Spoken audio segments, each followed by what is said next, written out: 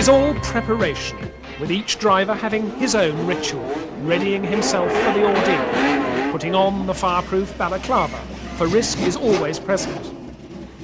The mechanics, all busy hands, craftsmen's hands, make the last delicate adjustments, a last tightening here, a tyre pressure there, a wing. In theory, everything has been checked, down to the last infinitesimal detail. Drivers, team managers, team bosses, they all have their last-second rituals. Keaty of Alfa Romeo, relaxed. Frank Williams, intense. Mario Andretti, what has been forgotten? Colin Chapman of Lotus, concentrated. Bernard Eccleston of Brabham, instructive. Gérard Ducarouge of Ligier surveys the scene from the pit lane. Gabbiani and Giacomelli chat. Pironi looks over his car, and the preparations go on. Brian Henton puts on the Warrior's helmet, as does Mario Andretti.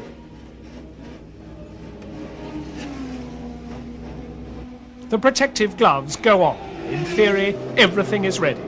Carlos Reutemann climbs into his car, and the cars head for the grid. Alfa Romeo, Lotus, Enzyme, Tyrrell, Ozella, Arrows, Fittipaldi, McLaren, Ligier. It is Sunday, the first Sunday of the new season, a Sunday of hope, of expectation. There has been a day of arriving. There have been 2 days of practice. There have been conferences, tests, adjustments, and the whole family has concentrated on just one thing, this moment. 3 minutes away. Last season is past. Winter, with its drawing boards and its tests on lonely tracks, is gone. 1 minute to go. In just 60 seconds, the drivers will be alone, completely alone. No advice, no questions. The eyes show the strain. It's all come down to final verities, and good luck to all. Last handshakes, the loneliness of the Formula One driver sets in. The track has emptied. All the people who have prepared this moment in time are gone, and the driver is alone. Each driver in his car, each driver there to win. As he sits there, the track suddenly seems big and empty. But soon it will no longer be. One more ritual remains, the warm-up. One last chance to check up on the engine, to lay down some rubber, and then to settle into the grid. Each car and driver into the position earned by their fastest laps in qualifying. 24 drivers, 24 cars. Millions invested, high hopes. The engines are revved up, the clutch held ready, anxiety, tension, planning, fearing. The red light, wait for the green, 3, 2, 1. The release from waiting cannot come quickly enough. The heart pumps, the brain works overtime. It is weaving, dodging, trying to get to that first corner first. And then it is the tunnel for 2 hours, thinking of nothing else from start to finish. The season has started. How will it end? 1/15 of the unknown, to be repeated now 14 more times at Buenos Aires, Rio de Janeiro. The streets of Long Beach in California. On the Dino Ferrari circuit at Imola, Italy.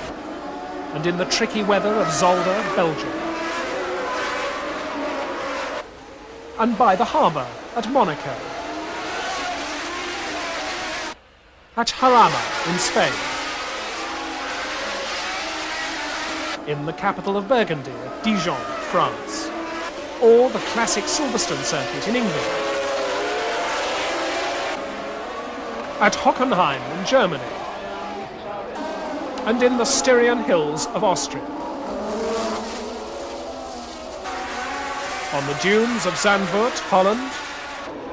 And then back to Italy at the high-speed Monza Autodrome. On an island in the St. Lawrence in Montreal. culminate with all the marbles still at stake at Caesar's Palace in Las Vegas, USA.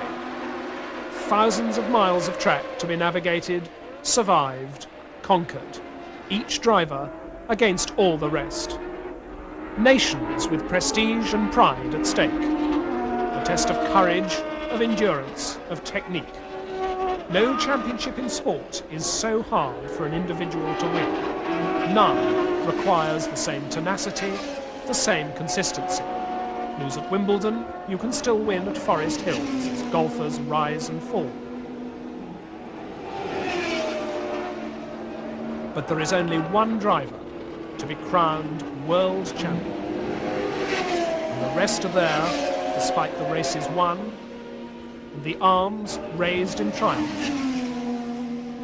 to be disappointed.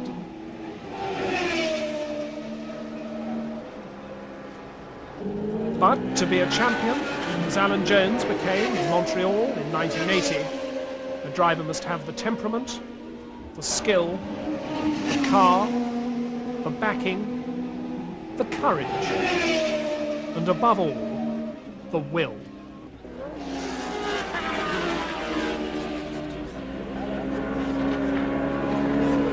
A year later, it might be Nelson Piquet who sprays the champagne. But 1981 is to be a very special season. The questions will be asked, and it will take all season to answer them. There is always but one survivor. Only when the season opened, we didn't know who it was to be. Was it to be the 1980 champion, the doughty Alan Jones of Australia? Or might it be his teammate, the Argentine Carlos Reutemann, a 10-year veteran of Formula One, always close, never a winner? Or perhaps the Brazilian Piquet, who had lost the championship to Jones at the very end of the season in 1980. It could be anyone. For a season, every season, begins with everyone equal, at least in their own minds. Jacques Lafitte, for Ligier, for instance, had always been in contention. Then there was Ferrari, always a force to be reckoned with.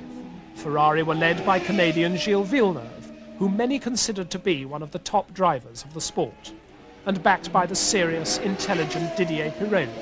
Ferrari were always a threat. There was the hugely talented Alain Prost, driving the turbocharged Renault. Some 30 drivers in all, experienced drivers, old hands, with wins in the book, with experience, knowledge, savvy, survivors all, gathering for the new season. Along with some who classify as old boys, but who either, like Mario Andretti, have been in the doldrums, or, like Jean-Pierre Jabouille or Riccardo Patrese, have not yet equalled the expectations aroused by their talents. And every season, new boys, beginners in a hard trade like Siegfried Storr, or eager novices like Andrea De Cesaris. But it's not up to the drivers alone. It is a sport of men and machines, and teams which hire drivers. The teams have their own championship, won in 1980 by the Saudia Williams car. Some are famous, experienced teams. Two are rich in tradition, though both have been through lean years. The red Ferrari from Italy, in Formula One since 1950. And Colin Chapman's John Player Special Lotus. There are other teams equally big in backup, in resources, in ambition. The yellow turbocharged Renault. And the Talbot Ligier Gitane, which carry French hope of finally producing a French champion in Formula One. There's the handsomely sponsored Marlboro McLaren team, reorganised this year, but with the heady memory of its championship days with James Hunt still alive. The team is headed by the Irish veteran John Watson. There's the Parmalat Brabham team, whose cars have been so close to the top in recent years. Brabham are owned and raced by the dynamic Bernard Eccleston, president of the Formula One Constructors Association. The team is headed by Nelson Piquet, long tipped for the top, and Mexican Hector Abaque. Its sleek blue and white cars are designed by South African Gordon Murray. There are teams which have been great in the past, such as Ken Tyrrell's, which once swept the championship with Jackie Stewart, but hasn't managed to repeat its triumphs in recent years and now races on a very tight budget. There are teams which were once great, dropped out, and are seeking to come back in at the top level, like the Italian Alfa Romeo, now headed by former world champion Mario Andretti. And there are the lesser fish in this international goldfish bowl: the German ATS team, Teddy Ips Theodore from Hong Kong and Macau, the Italian-sponsored British-run Ragno Arrows team, with Riccardo Patrese and Siegfried Stoll, a psychiatrist by trade, the March team, so prominent in the 70s, and the new Candy Tolman Hart entry, all conquering in Formula 2. All of them start equal. Of course, life is not equal. Not life as we know it. Not Formula 1 racing. Some start with more money than others, bigger resources. As in life, there are the rich and the poor. Some have high-spending, high-living sponsors. Others make do with bits and pieces, deals cobbled together race by race. Champagne and hot lunches, or tea and soup. Some arrive by motorised hang gliders. Some by helicopter. Some on motorbikes. And as every season draws to a close and a new one begins, each car is reinvented, which is what the engineers and the designers do. They are the men you see least and the drivers see most. Their work is done before the race begins and after each race is over, finding out what went wrong, what went right. The drivers are pure information for the engineers. The car does this, it doesn't do that. For engineers, the question is always, why? They too all start equal, except in talent. And even when the talent is there, the new ideas don't always work. Engines burn, or just stop. Things continually go wrong, in small ways and in big. The mystery remains. Why?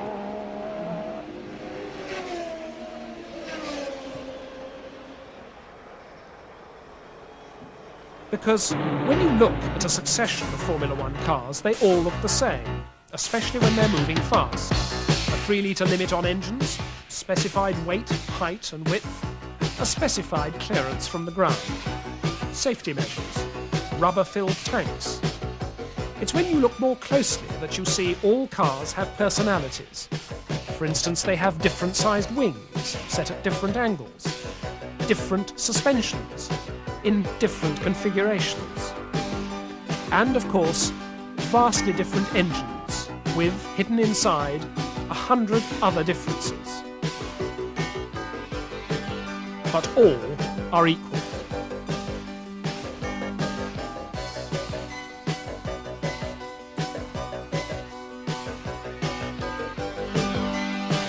Supposedly equal in tyres, too, which is where the sport is really cutthroat, in pursuit of the perfect tyre, mostly Goodyears and Michelins, but also Pirelli and Avon. Super qualifiers and wet tyres. Some with no tread at all, slicks, and some with very special treads for the rain, but all of them vulnerable to wear, to heat, to puncture all the weather. And changing them is a frantic business, which good teams can get done, all 4 tyres, in 16 seconds. There's one kind of rough equality, and that's called luck, good and bad. The unpredictable, as when Villeneuve misjudges a corner, spins, and takes the innocent Jones with him. Or sheer push and shove, as Reutemann tangles with Lafitte, and Lafitte is hoisted off. Or getting stuck in traffic, with Villeneuve pushed into a spin.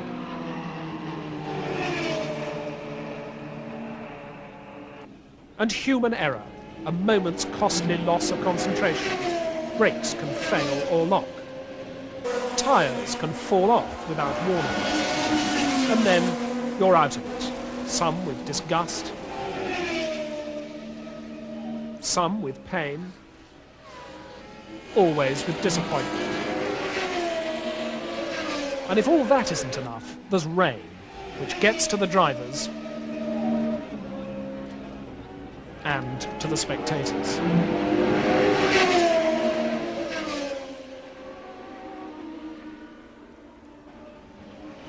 The spectators are always a form of pressure, waving flags, taking pictures, looking decorative. But, for all the glamour they add to the pit lane, generally getting underfoot just when the drivers are at their most nervous and edgy. Like the constructors, the driver can hide from the world in his air-conditioned motorhome. But in the end, he always has to come out again, get back into that car, whether he wants to or not, whether he feels like it or not. Day after day, practice after practice, race after race, season after season. It's always the same profession, the same tensions, the same pressure, the same risk. For every moment on the track is a moment of decision. There's the right line for taking a curve, and it's always the same line. There's the right moment to brake, and that's always the last possible moment. And there is the right moment to pull out from behind and try to pass, and the right moment not to, when you can't. A moment to hold off a challenge, but still try it. And there is always someone in front and someone behind, each of them to be taken into account. And also, as Jones shows, how to pull away from the traffic. And always the possibility of failure, either your own or someone else's.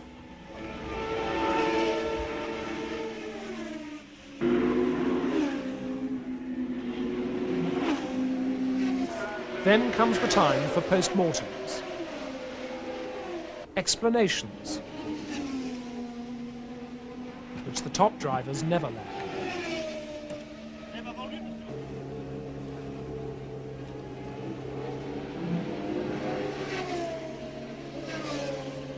Nelson Piquet looks cheerful.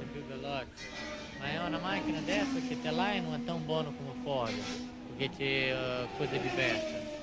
But Carlos Reutemann, one of the real veterans, looks world-weary. He's driven for Ferrari, for Lotus, for Brabham. He's seen them all come and go. And now he's number 2 to Jones at Williams, which perhaps doesn't please him.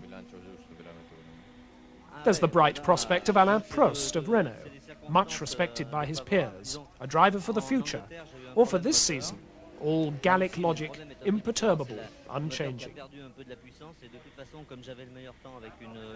And the fiery Ferrari driver, the Canadian Gilles Villeneuve, natural successor to Ronnie Peterson as the fastest natural driver.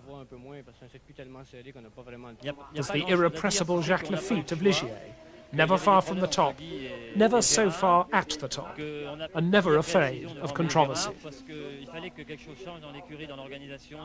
And the former world champion Mario Andretti, now driving for Alfa in the autumn of his career, after a run of disappointing seasons. And Elio De Angelis of the ever-powerful Lotus team, a younger driver not yet at his peak. All of them, old and young, thinking this year is their year. In an atmosphere clouded not only by rain, which has been falling for nigh on 30 days, but by politics, which have been raining on the sport since its inception, real life returns 6,000 feet up at Kyalami. Despite politics, the race, the rain, and the risks are real. Just yesterday, Carlos Reutemann went out into this same rain and wound up with catch fencing around his neck and windpipe, thus coming as close to strangling as you can. Up front, waiting in the rain, are some familiar faces. Nelson Piquet of Brazil from Brabham is on pole,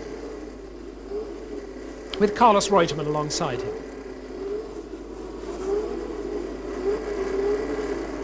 And then some less familiar faces, Keke Rosberg, the Finn, driving for Fittipaldi.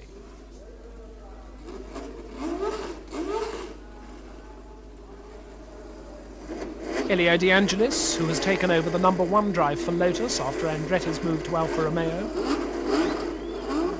and Riccardo Patrese, driving for Arrows. Not far behind on the grid, Nigel Mansell of England in the second Lotus. And Riccardo Zannino of Argentina, lying 7th on the grid, showing the Brabhams are still competitive even in the hands of lesser drivers. As they line up for the start, the big gamble has to be tyres, a bet against the weather. Will the track dry out? Will there be more rain? Do I go out on slicks or wets? Significantly, just 2 drivers opt for slicks, Reutemann and Rosberg. Just what the decision means is obvious from the start. Visibility is near 0, except for Nelson Piquet, who goes off fast and first. The rest, and watch the young Dutch driver Jan Lammers come charging up along the outside, can see next to nothing. John Watson can see nothing. He's caught in the wake of Alan Jones, nicely shut off at the first curve by Lammers.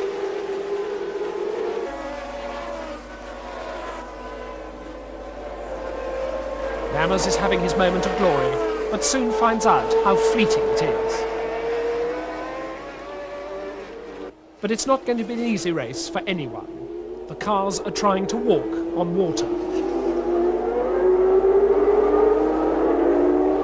The only real surprise is that Elio De Angelis, not so far a wet weather specialist, should be staying right up there with the front runners. Piquet seems to be running away with the race, building to his lead without challenge. But the rain has gone. There are bits of dry track, and Piquet's on wet tyres. Jeff Lees has his little appointment with the catch fences. Equally unlucky is the world champion, who comes in to change to slicks. He goes off, but he is soon to be back in again.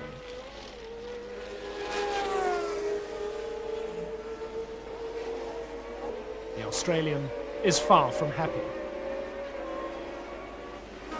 Nelson Piquet, meanwhile, comes into the pits to change his tyres. And John Watson inherits the lead, the first time in some years that he's led a race.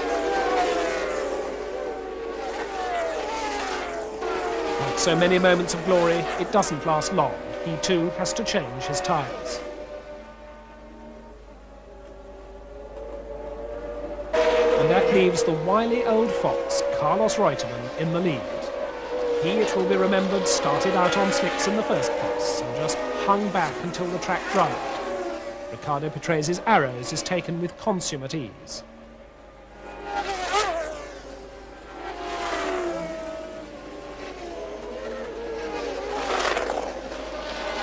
And a few laps later, Watson is left.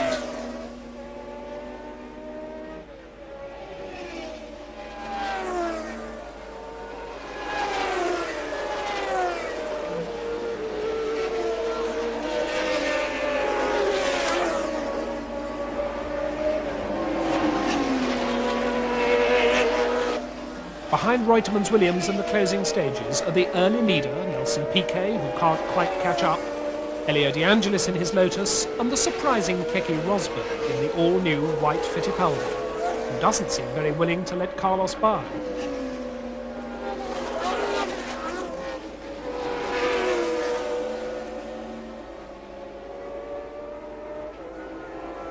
As for Frank Williams, whose cars are starting 1981 in much the same all-conquering spirit as in 1980, he doesn't look all that overjoyed. Maybe because his world champion made a series of wrong guesses.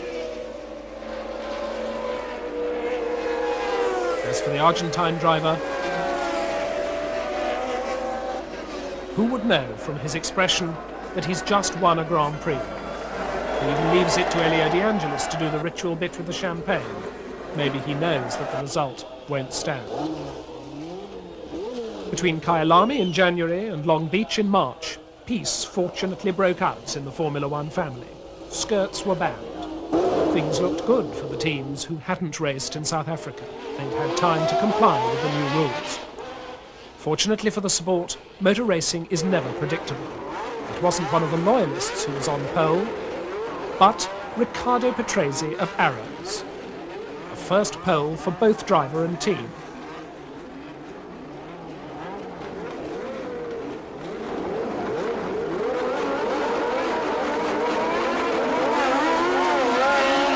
It was Patrese who took up the early running in fine style.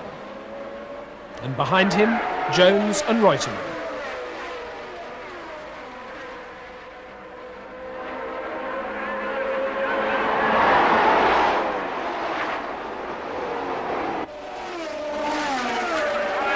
And then Reutemann and Jones. For lap after lap, Reutemann stuck to Patrese's tail.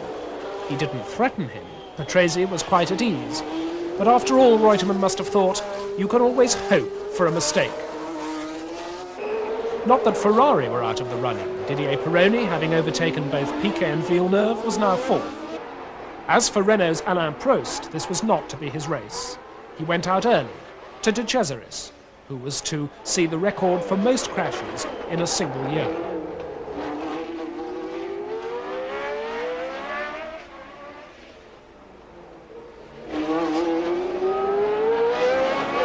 Piquet was running steadily, but the real battle was still up front between Reutemann and Patrese. Greatly matured since his early wild and woolly days, Patrese was driving a superb race.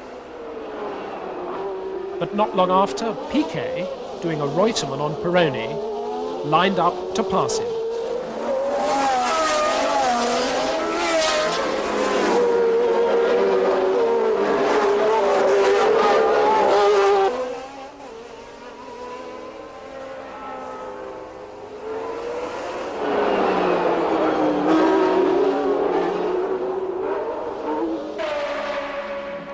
Patrese's engine seems to falter.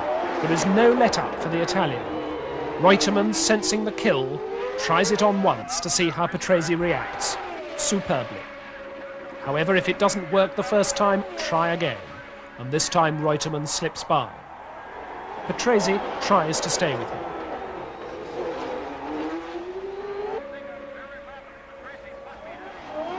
But now Jones, too, challenges and goes through. That puts the world champion solidly behind his number two. Not where he belongs, not the safest spot for Reutemann.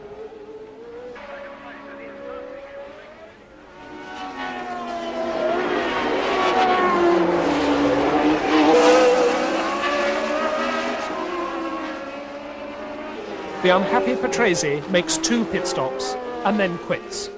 The race is a third over. The pattern is established. 2 Williams up front, and Jones teasing Reutemann.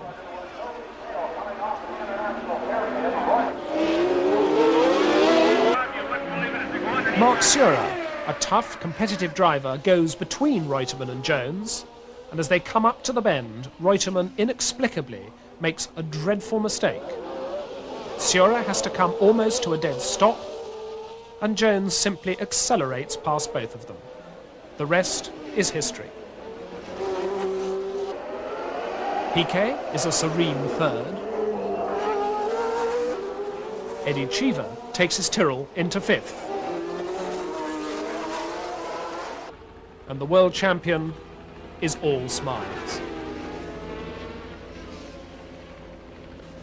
Something he will definitely not be after Brazil, where the man he thought of as his chief rival, Nelson Piquet, is on pole position, a good place to be on a wet and uncomfortable day. With his teammate Reutemann second on the grid, Jones must have felt in with a chance, the more so seeing Piquet out on slicks.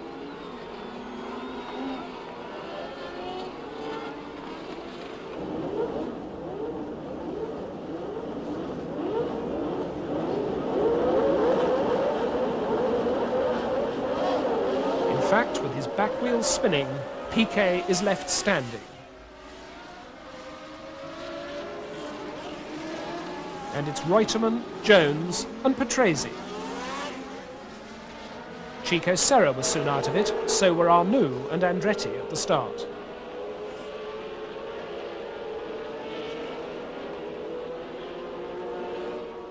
And Villeneuve, who had hit Prost in the same early pile-up, was clearly not going to last long. Up front, Reutemann and Jones were running clear, safe as houses.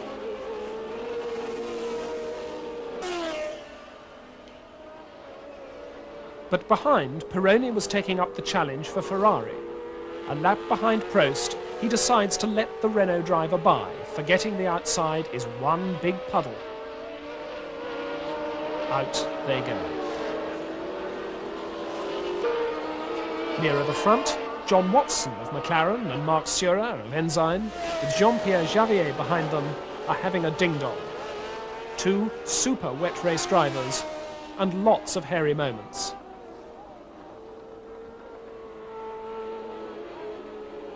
Until, almost inevitably, it goes wrong. For Watson. Graceful, but off the track.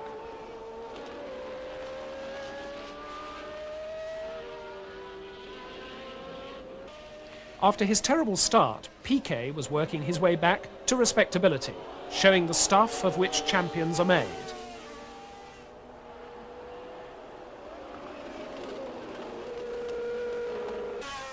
De Angelis, Surer and Lafitte take each other on.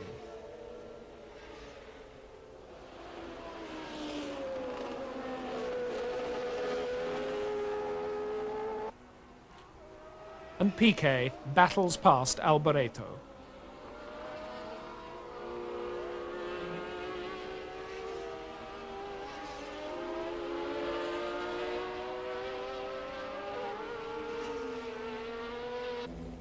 While Reutemann and Jones are strolling in the rain, there is drama in the pits. The world champion has no reason to push Reutemann. He's his number 2, after all. That's in the contract. And Frank Williams has shown Carlos the board, which Carlos doesn't see. Maybe it's the umbrellas.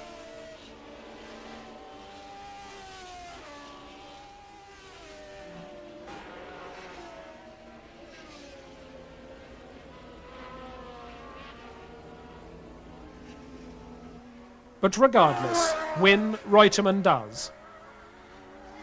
So that when the race is over, it's a fairly lonely walk for Carlos. And on the podium it is Riccardo Patrese finishing 3rd, who sprays the champagne. Of Jones, no sign, and Reutemann does not look overjoyed.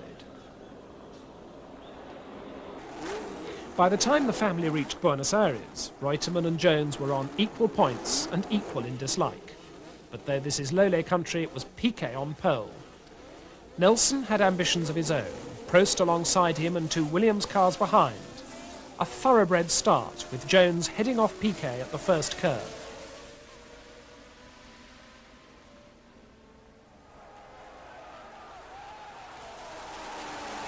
But it didn't take Nelson long to get by Jones.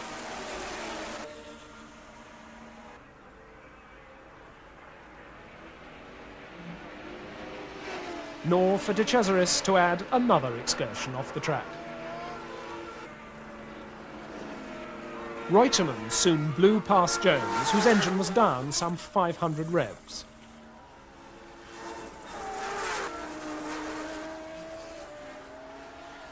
The champion counter-attacked.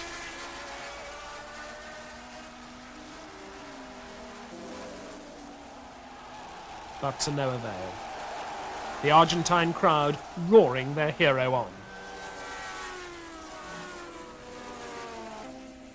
As Piquet built up a position of solitary splendour, his teammate Hector Rebaque was beginning to threaten. First to fall to him was Jones.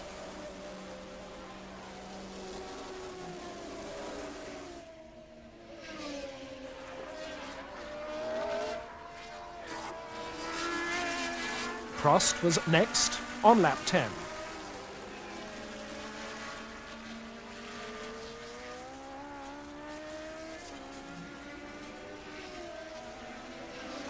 While Nigel Mansell's engine caught fire, and Pironi too became a burnt-out case. On lap 15, to the horror of the locals, Rebaque overtook Reutemann too, on the straight. No miracle, but Gordon Murray's adjustable suspension, which created the band skirts on the track and lifted them off at measuring time. The Brabhams were so superior, the race was a procession.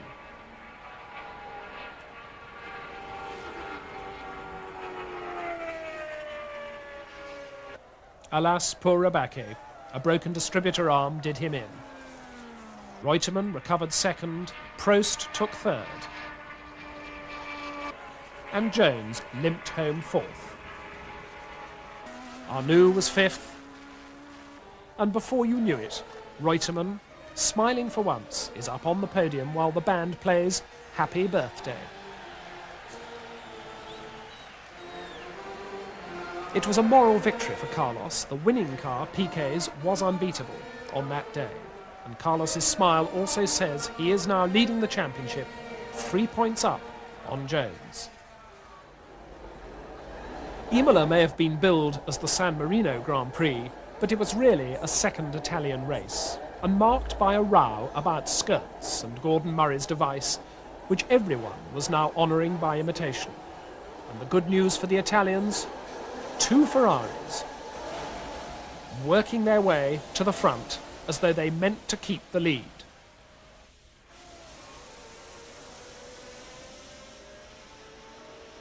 Jones, having collided with Reutemann, was nowhere.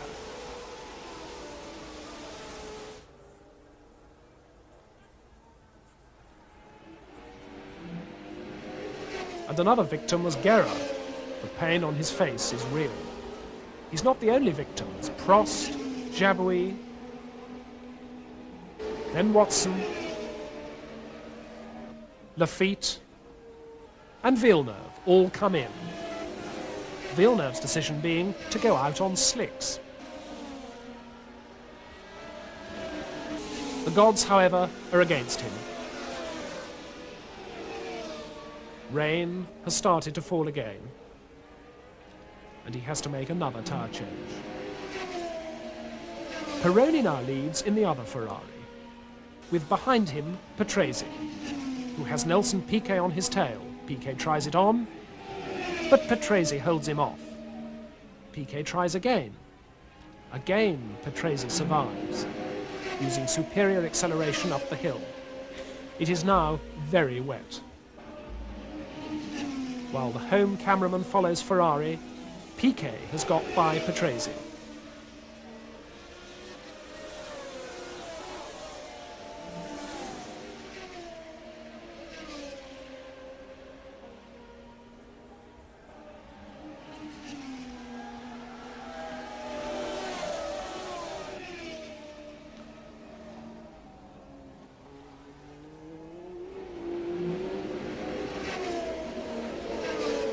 Incidents continue as Giacomelli hooks Chiva,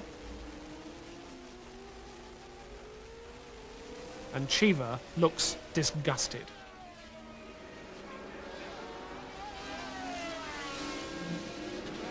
And Giacomelli not a little guilty. The car you now see holding off Piquet is Patrick Tambay in the Theodore. And though it's a good purple patch, the truth is Tombay's not in the race, and Piquet very much is, looking to catch Pironi.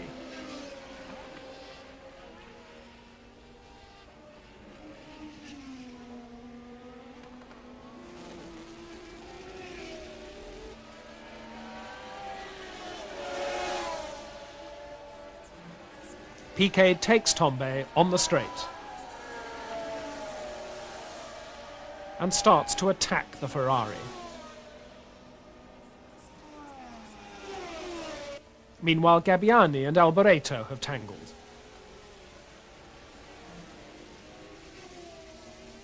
And up front, the race is tightening. Piquet is at Pironi. And Patrese is challenging Piquet.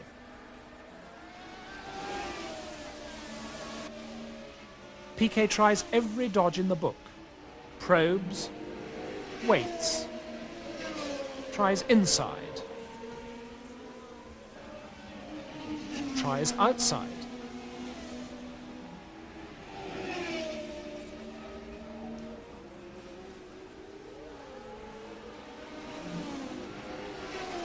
But it's lap 46 before Pironi, whose tyres are wearing badly, finally yields. Pironi takes the regular line for the corner, Piquet takes the inside for the next, and that is that.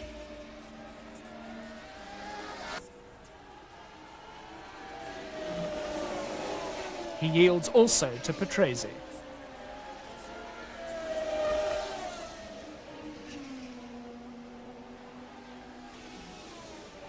And soon to Reutemann. The wily fox has waited and struck.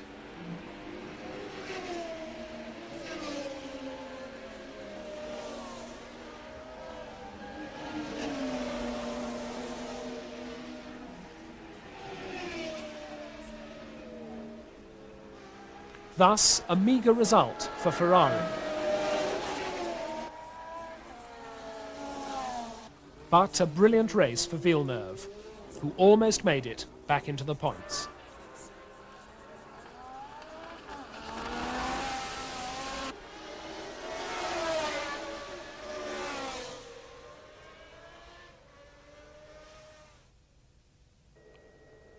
If Imola had been splendid, Zolder in Belgium was to be a race of frustration, politics and tragedy.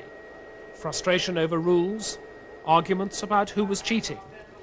The tragedy started on Friday in Zolder's narrow pit lane. Carlos Reutemann quite blamelessly hit an Ozella mechanic, Giovanni Amadeo, when he stumbled off the narrow signalling edge. Caught between Reutemann's wheels, he fractured his skull and was to die the Monday after the race. His fellow mechanics demonstrated, and a number of drivers who shared their mechanics' concern joined them.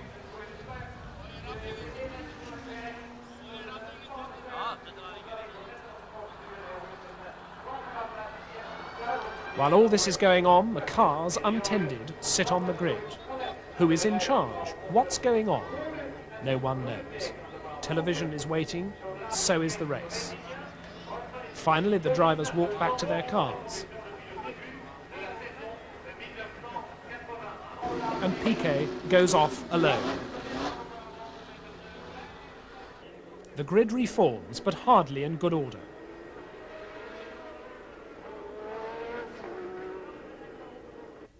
Reutemann waves his arms. Due to the long wait, his engine is overheating. Piquet threads his way between the cars. And now it's Patrese, his engine stalled, who is signalling for help.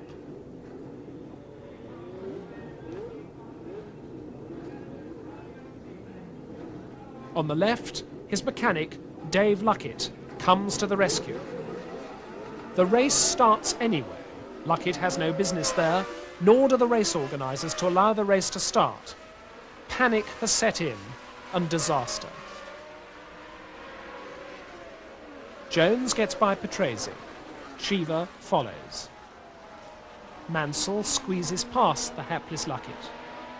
But from the back, Storr, unsighted, comes through. He brakes, but he has no hope.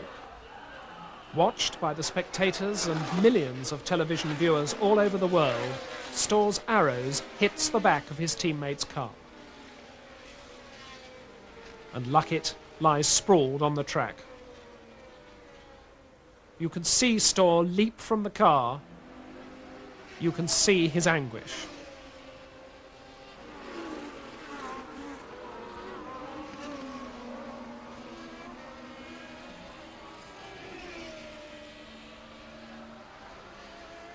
Before he's led away. Piquet goes through as the ambulance arrives. And in the confusion, as everyone stops, Piquet gets in an extra lap.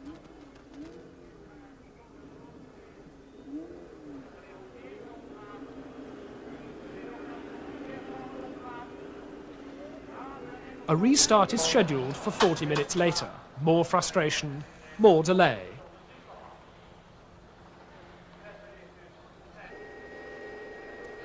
When the race finally started again, Reutemann quickly lost his pole advantage to Pironi.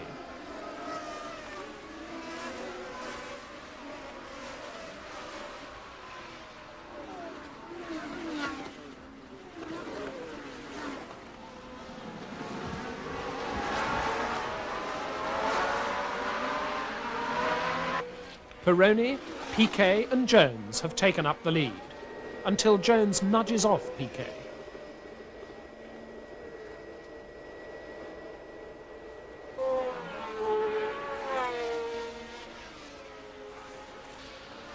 Only to have his own gears jump out, so that he ploughs into the barriers, from which he emerges with a badly burned thigh.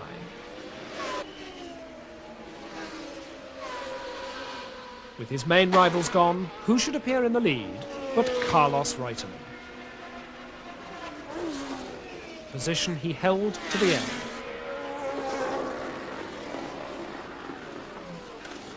And as the rain started to fall, although it wasn't that wet, the organisers were happy it was all over.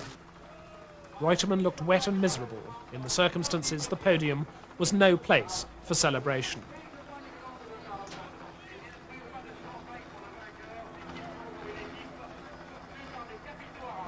With Reutemann firmly leading the table, the stage was now set. Monte Carlo, where a sport which had seen almost everything imaginable and unimaginable now had to face a fire in the kitchens of Lowe's, with the results you see, and the kinds of discussions in which FOCA President Bernard Eccleston is often involved. The yachts and posers were out as usual in force, while Siegfried Storr slumbered and Dave Luckett got a get well message.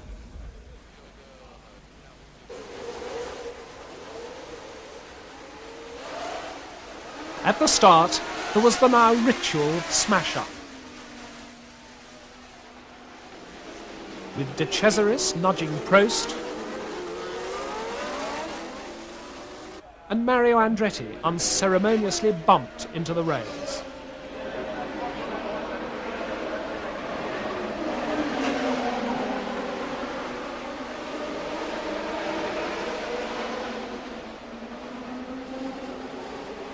Narrow, twisty, slow, the Monaco circuit has been outgrown. No one can pass. Reutemann's wing got bent, and Piquet leads, until Jones harries him into a mistake.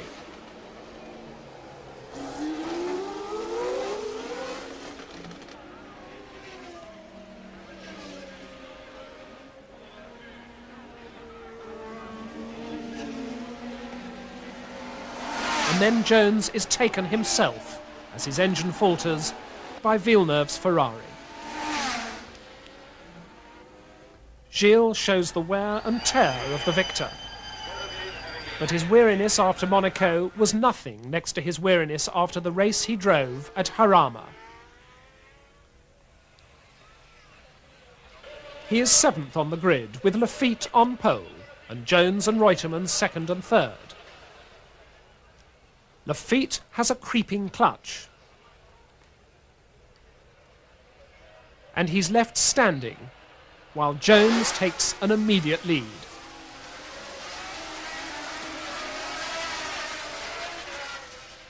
Gilles, however, is already 3rd on the outside.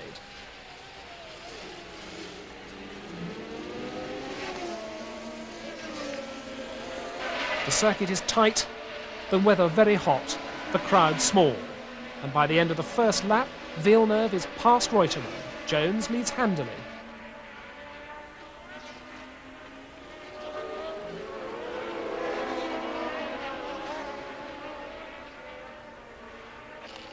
Reutemann waits.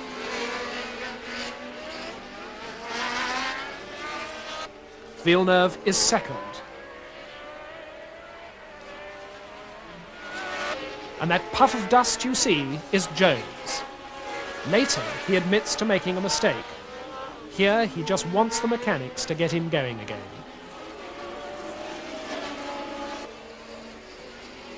But Villeneuve now leads, and though Reutemann has a 3rd gear that keeps jumping out, he stays in touch.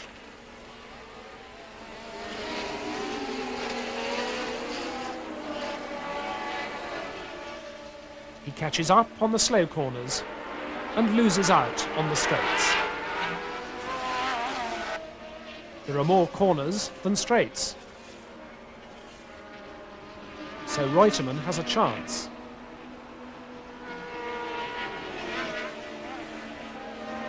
But it's Lafitte who overtakes Reutemann and starts attacking Villeneuve.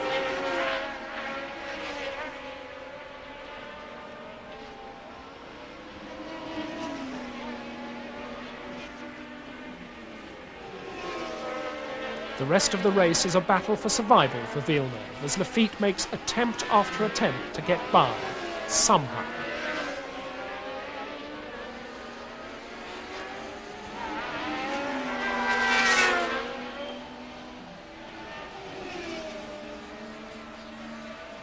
And somehow Villeneuve holds him off.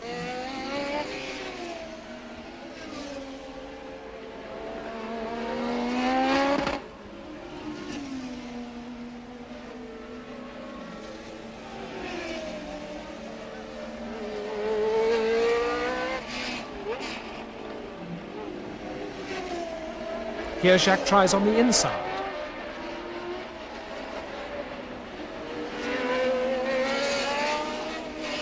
But the race is over, with 4 cars, Villeneuve, Lafitte, Watson and Reutemann finishing within a second. The Ferrari mechanics applaud Villeneuve for a fine race, and the victor pulls himself together long enough to receive his laurels from King Juan Carlos of Spain. Was this to be the resurrection for Ferrari? Villeneuve has won 2 races in a row. Could he repeat the feat at Dijon? The position on the grid was not encouraging, 11th. But then none of his rivals were that well placed. Piquet was 4th, Reutemann 7th, and Jones 9th.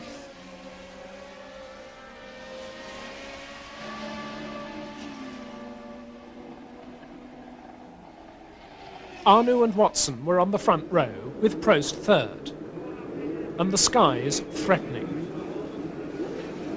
Arnoux lost his advantage, thanks to the start light that went green, then red, then green again. And it was a wild and woolly start in which you can see Prost swerving and sliding like a duck on ice.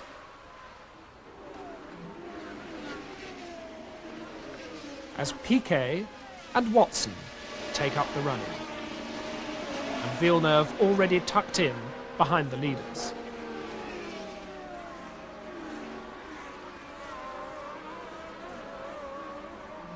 Jones was soon out of all contention, and Piquet was driving with consummate ease.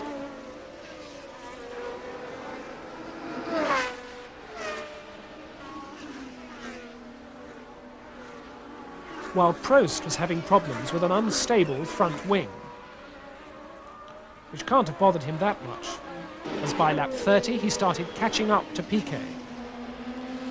Villeneuve's engine blew and he dropped out, while Watson was catching up to Prost.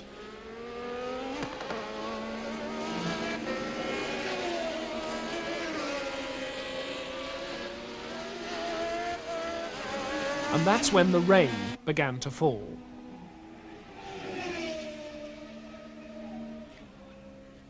It was near the 3/4 mark when the red flag was shown, which meant a restart with the positions as on the last full lap.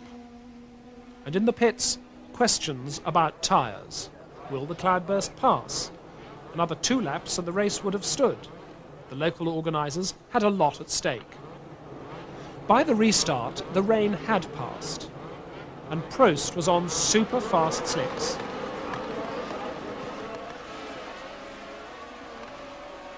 Even without 4th gear, Prost's advantage was soon obvious.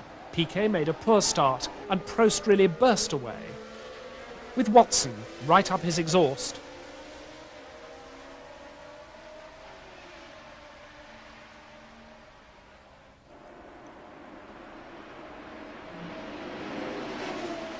Watson momentarily takes over the lead, before hitting the curbing in his excitement. And after that, there was no doubt. Prost was clearly in charge. going on to win his first Grand Prix.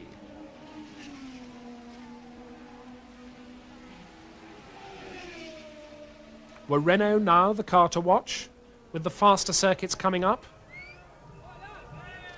Or could Watson, who'd now been placed in 3 successive races, hold off the French challenge at Silverstone? There was a lot to fight for as the Formula One family moved to Silverstone for the British Grand Prix. The 3 championship contenders had fought themselves into something like a standstill, with Reutemann in the lead, Piquet second and Jones third.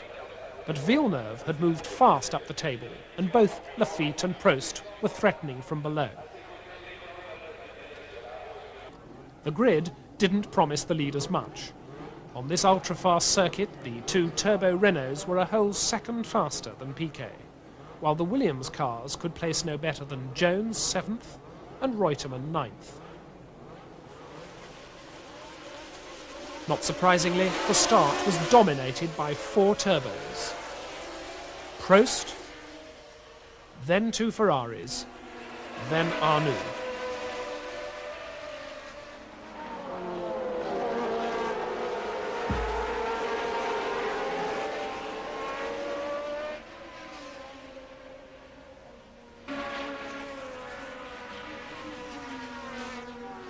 Arnoux got by Pironi, and that made 2 Renaults up front. Then, at Woodcote, Villeneuve hit the curbing.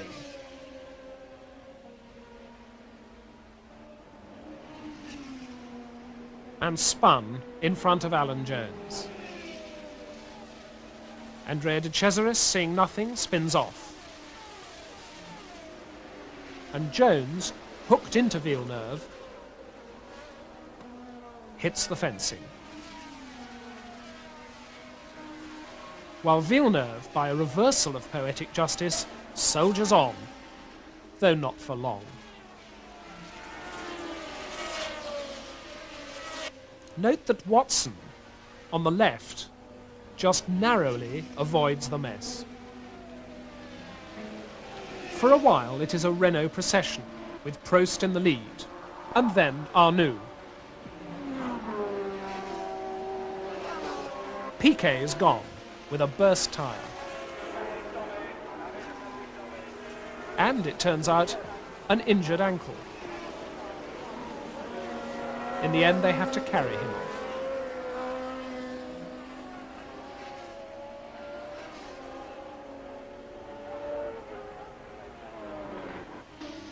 Piquet's accident put Watson 5th. Soon he overtakes Reutemann, which puts him 4th.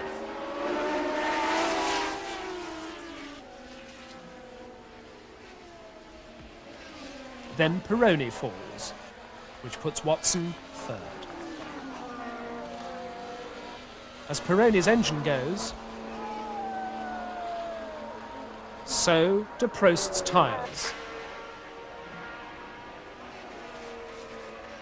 Subject to a double-time change. Watson is now 2nd, behind Arnoux, whose engine is giving him trouble.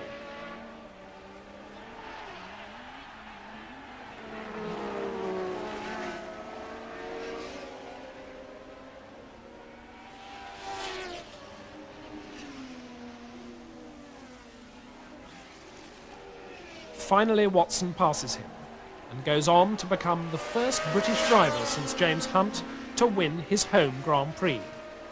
Reutemann inherits 2nd place, ahead of Lafitte and Cheever. Arnoux, rightly, looks unhappy. But not John Watson, who stayed on 2 hours just celebrating.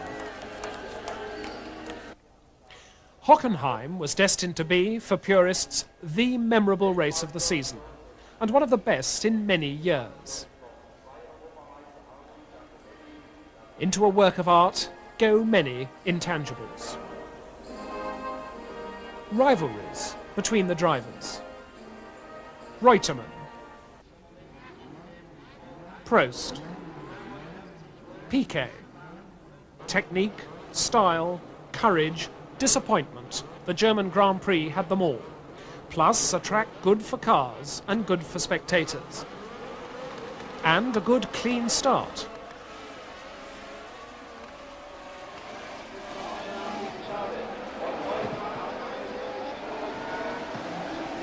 The pecking order is soon established, as first Arnoux and then Pironi have problems. At Hockenheim, a driver has space and distance. He is conscious of where he is in relation to everyone else. And when Jones overtakes Reutemann, the duel of the season begins. Jones versus Prost.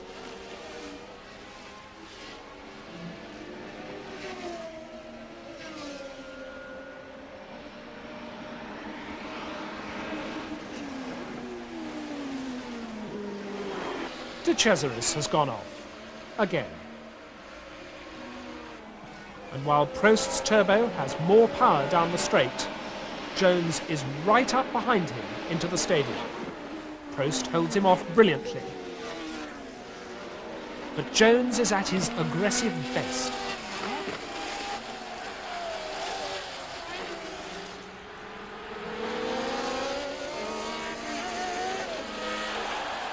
Piquet and Reutemann are behind.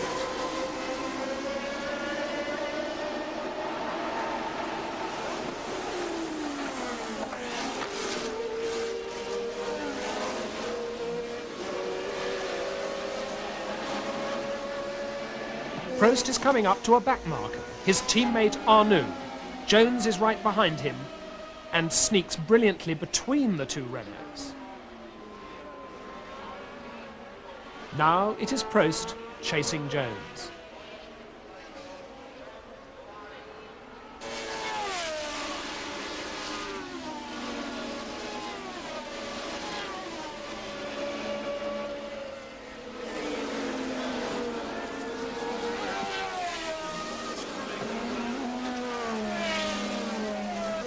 Reutemann's engine goes.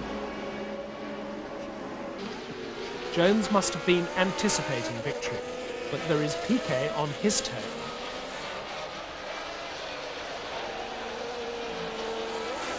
Something is clearly wrong with the champion's car. And Piquet goes past him with ease.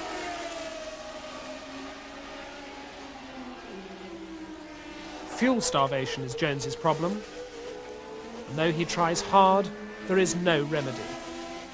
Jones is soon sitting glumly in the pits, a victim of fate. Meantime, Piquet, making it sound easy, tells how he did it.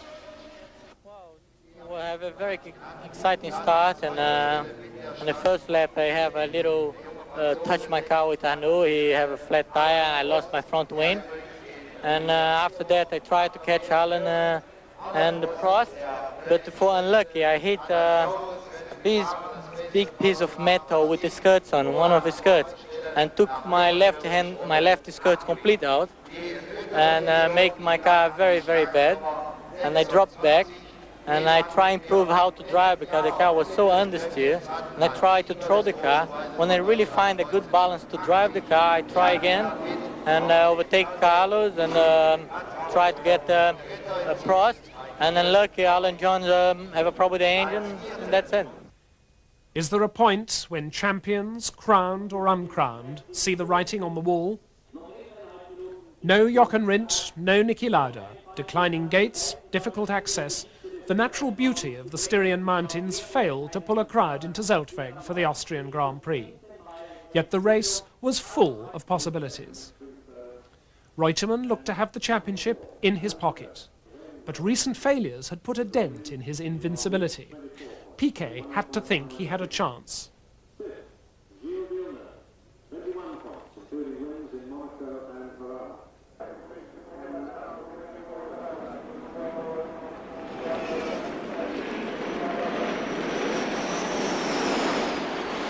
The track was traditionally fast and testing, and the grid showed two Renaults at the front again, not surprising at 2,000 feet, and the two Williams on the third row. As the race starts, watch Villeneuve on the pit lane side as he takes the lead from the two Renaults.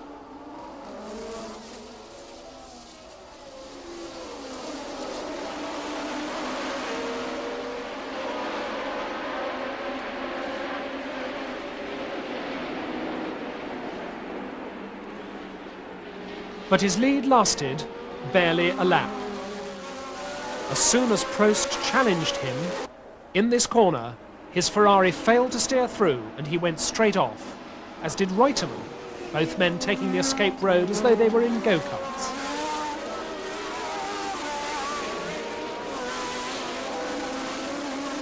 Prost, Arnoux and Pironi is the order. But Lafitte takes Pironi. Prost having dropped out with damaged suspension. Lafitte's target is now Arnoux, and the critical moment is to come on lap 39.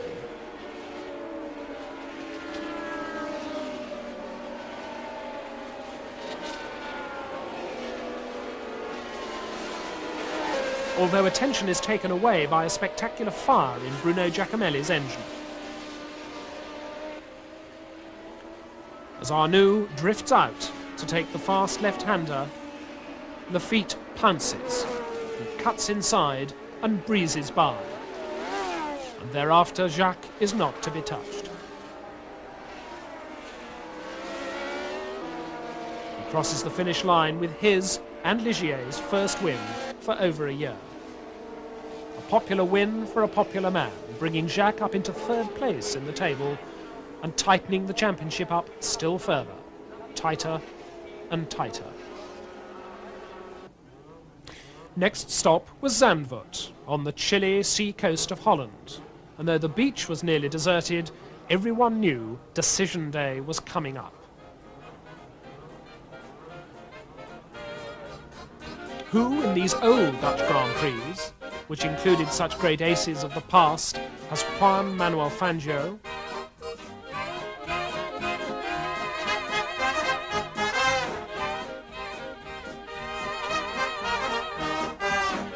Jack Brabham, and the great Jim Clark.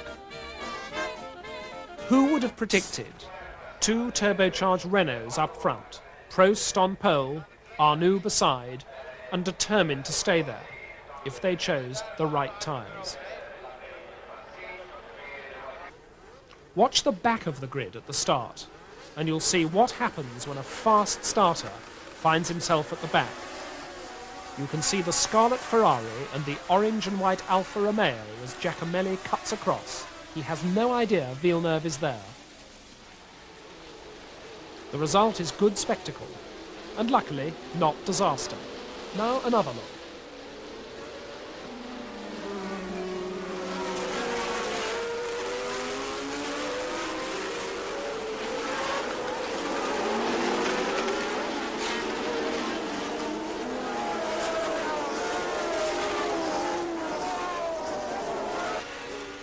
With Pironi and Tombe having tangled, both Ferraris are out, as Jones now rips by Arnoux. And another absorbing Prost-Jones battle begins.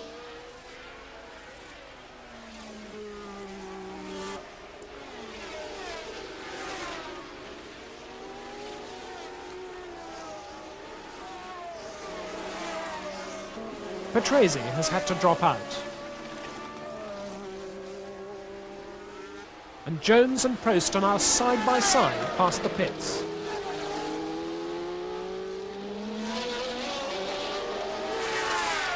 Lafitte walks away,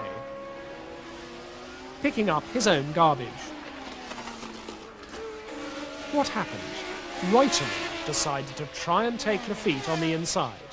There was no room, and Jacques was not about to yield.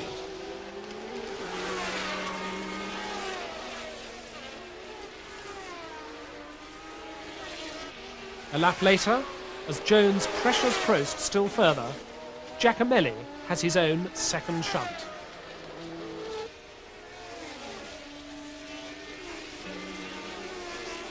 Jones blows by Prost by dint of taking a risky route behind number 4, Alboreto.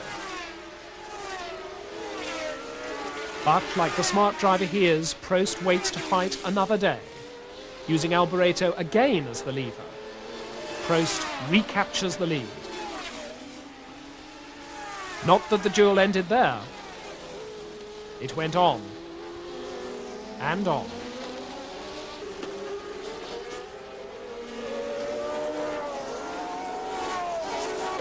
Borgard's tyres are appalling, but Jones's are going fast, and while Prost advances in state, Piquet takes advantage of the traffic to slip by Jones.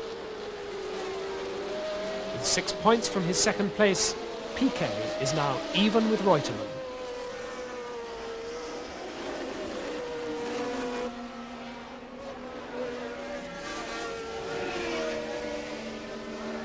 As the Renault mechanics celebrate another Prost victory. Unlike Michele Alboreto, who has to hitch a ride home,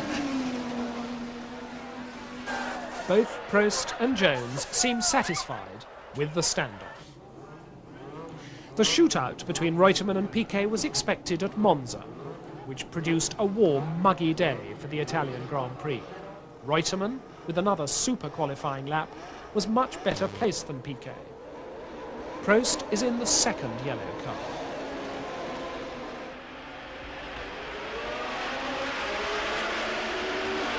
And very much in command, with Arnoux and Reutemann following.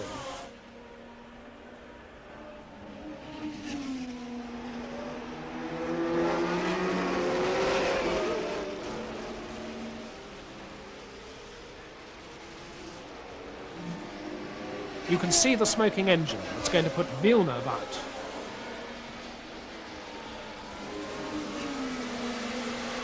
You can also see how Prost's lead is building up in the mist.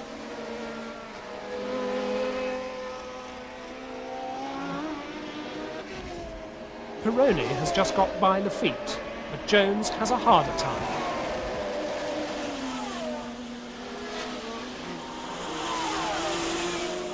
Going on to scalp Pironi.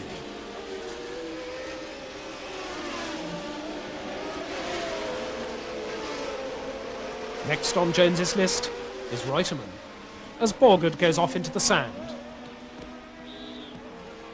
As does Lafitte after a puncture. There's enough rain on the track by now to make conditions testing. When everyone had gone out on slicks, it got Arnoux in avoiding Chiva. And that put Jones second. Salazar, too, had a tyre blow. While from 9th place, Giacomelli has been working his way up the field. Here, in splendid style, he takes on Reutemann.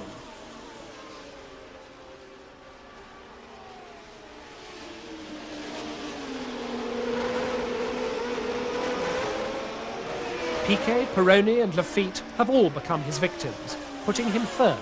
Now Lafitte battles Piquet. And Watson moves up. But Watson is shortly to be involved in what the drivers call a big one.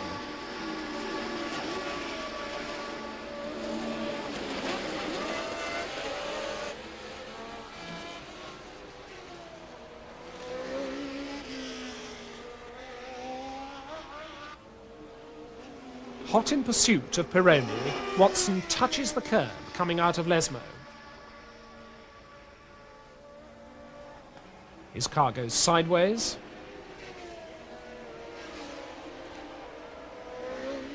And then backwards into the guardrail on the opposite side. The rear of his car is ripped apart. The fuel tanks burst into flames. The gearbox and one rear wheel explode across the track. Alboreto comes through and hits the guardrail. It's the sort of disaster which would have been fatal before today's high safety standards, but John just walks away as Reutemann threads his way daintily past on the grass and Andretti goes through the middle.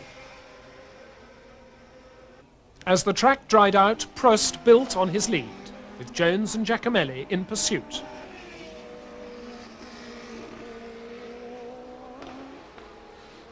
Poor Giacomelli then had gearbox trouble.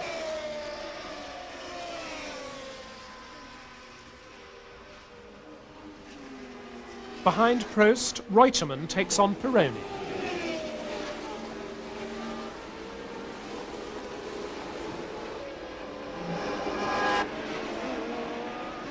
And succeeds. Reutemann is back in form. The last victim of a race so cruel to many was Nelson Piquet. His engine blew on the next to last lap, and Nelson just can't believe it. He sits disconsolate in his car. After an immaculate race, which he led from start to finish, Prost flashes past the finish line in the fog.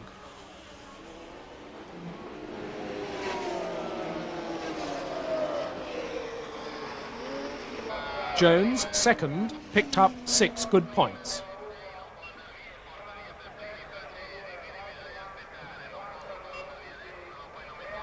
The Italian crowd, however it gets in, knows how to celebrate a worthy victory. And Prost, now among the leaders, knows how to acknowledge their salute, one of the marks of a future champion. And now, with everything at stake, only 2 races to go, it was off to Montreal, with the St. Lawrence River round the track and a veritable lake on it. Disappointment for some, because rain makes all cars more equal. The grid had been set on 2 sunny days and was headed by Piquet, Jones and Prost, 4 of the 5 with a chance at the title. As the cars moved away, Jones went between Reutemann and Piquet.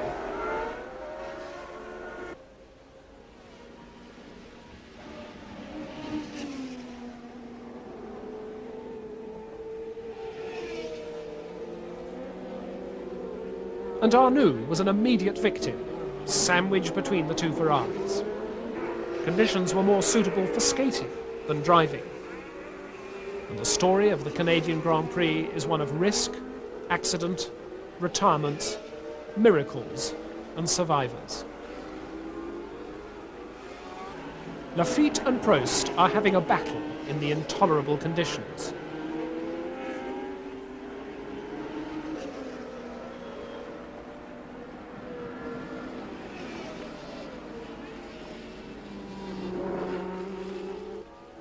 Until Lafitte takes over as the new leader.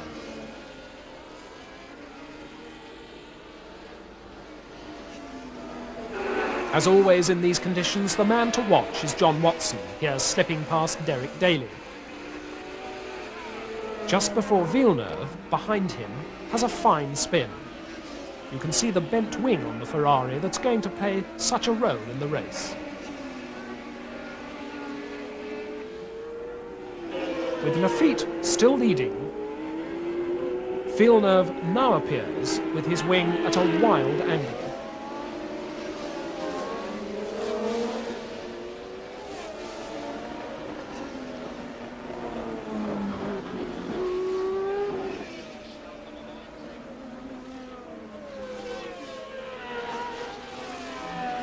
He manages to control the car until it finally, mercifully, falls off.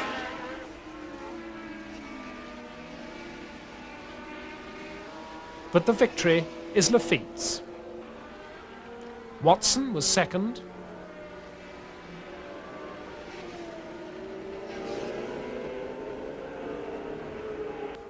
And Villeneuve, a brave third. Jones announced his retirement. Piquet moved 2 points up the table, and Reutemann's failure to score left it all up to Las Vegas, where Lafitte, too, still had a slender mathematical chance. In Vegas, the only one who knows clearly what he must do is Nelson Piquet. He must finish, and finish ahead of Reutemann. All Reutemann has to do to be champion is stay ahead of Piquet.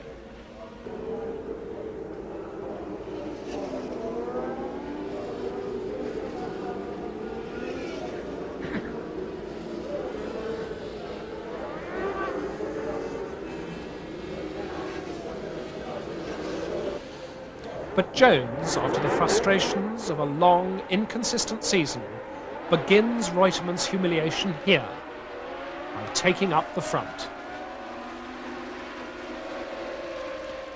And Carlos is already well back as Jones takes up a commanding lead.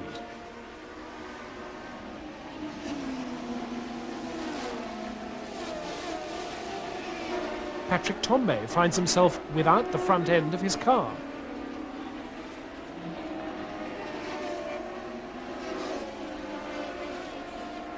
And for Jones, all is easy.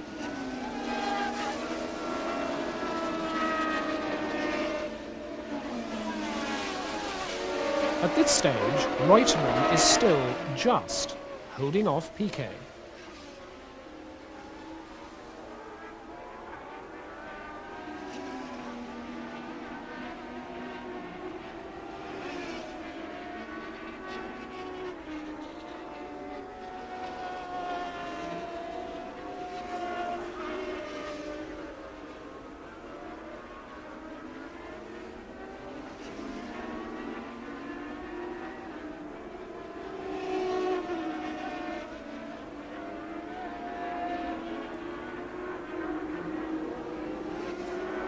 But with the championship at stake, all it takes is one quick pass. And Piquet is now past Reutemann.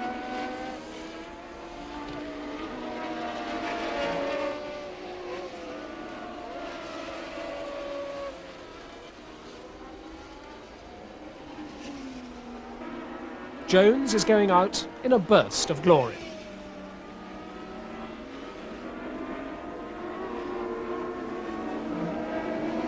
And everyone is passing Reutemann.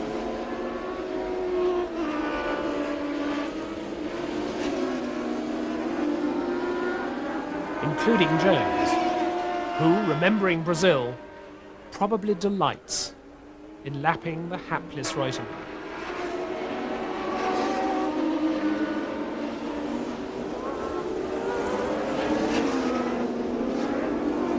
Piquet manages to do the minimum necessary to finish fifth. Lafitte's chances evaporate. Mansell goes through in the Lotus.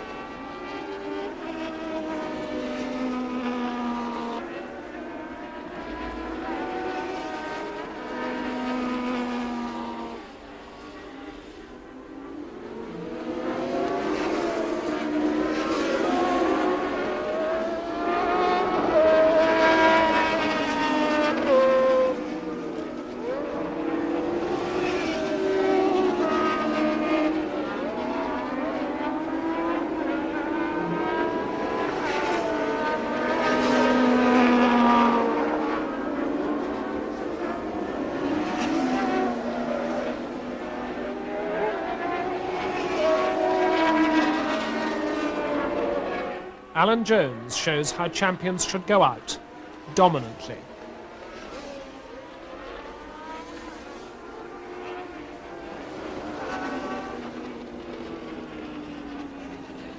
But the day belongs to Nelson Piquet.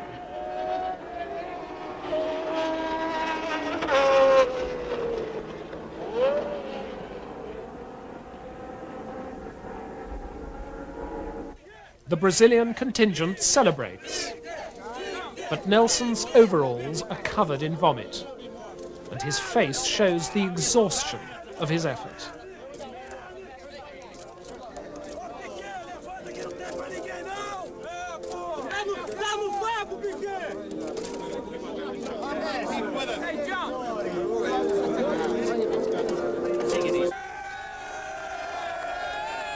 He has to be carried out of the car.